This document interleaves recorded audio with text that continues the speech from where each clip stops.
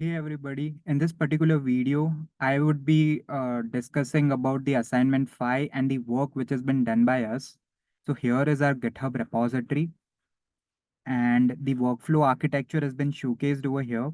So initially, a user would be giving a LOS to the Streamlit UI, and the Streamlit UI would be in turn triggering up the OpenAI API and would be getting a summarized output from the same. We would be passing all the three summaries to the OpenAI and would be storing it up in the S3 bucket. Also we web scrape the data for all the three topics which were been assigned to us, and we stored it into the S3 bucket in a CSV file format. And also we took the reference of the summaries and then we are passing it to that of the OpenAI and we are retrieving a structured outcome for the same. We stored the data into the Pinecone in the vector namespace. We created three separate vector namespace, one for the knowledge base, second one for the questions, and third one for the answers. So now let's head on to that of the tutorial. So this is our UI for the same. So here you can see that we need to pass LOS, and once we would be passing the LOS, it would be generating a summary for the same. So I am passing a LOS. So here is the CSV file which we generated from the web scrape data. And I am passing a learning outcome. Now I would be pasting it over here. And when I would be clicking on generate summary,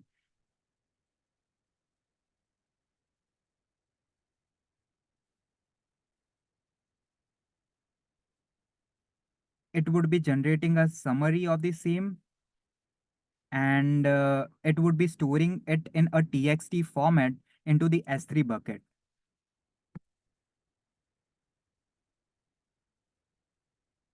So here is the S3 bucket, and each and every time I would be generating the summary, it would be stored up over here. After that, I would be passing the three separate summary LOS over here, and once it is done, I would be clicking on the combined technical note, which has been created after passing the three separate summaries. So it would be giving me the entire summary of the three topics which were been passed on. So here is the combined technical note which has been generated after combining the three topics. Now for the question and answers, over here we created a kind of like variable way to generate question and answer, and each and every time I would be generating a different questions for the same. So when I would be clicking on generate Q&A set A,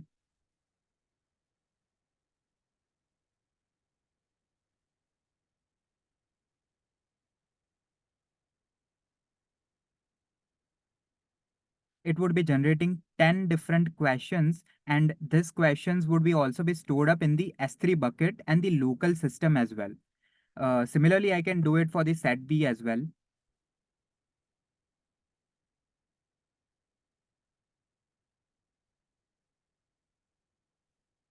So I can generate questions varying from 10 to 150 as it was been mentioned. Now I am doing 10 questions due to the reason in order to save up the time for this video tutorial. And here are 10 different questions related to that of the same. And it would be also been stored up in my S3 bucket each and every time I would be running up this specific generate questions. Now, let's move on to that of the similarity search. So, let's say I generated different questions. So here you can see that set A questions which were been generated. So I would be taking a question from the set B and would be searching it in the set A, whether the similar question is available in the set A or not. So I am pasting the question and I am clicking on the search similar questions. So here it provided me the three most relevant questions which were been available in the set A and the answers for the same. So the questions were like, what is the primary goal of financial management? And it also gave me the answers for the same. Now coming on to the fourth part, uh, so like all the questions which were been generated, we created the entire .ipynb file, and we are at present looking over the accuracy which we got from the part 3 after comparing the actual question and actual answers to that of the uh, answers which were been generated by that of the OpenAI model. So for the part 3 we got an accuracy of 76%, and for the part 4 we got 61%. So from the both the approaches we came to know that part 3 is sort of more accurate as compared to that of the part 4. So part 3 would be a better choice, or I would say the model, in order to generate similarity in the question and answer as compared to that of the part 4. So yeah, this is the entire work which was being done by me and my team. Thank you.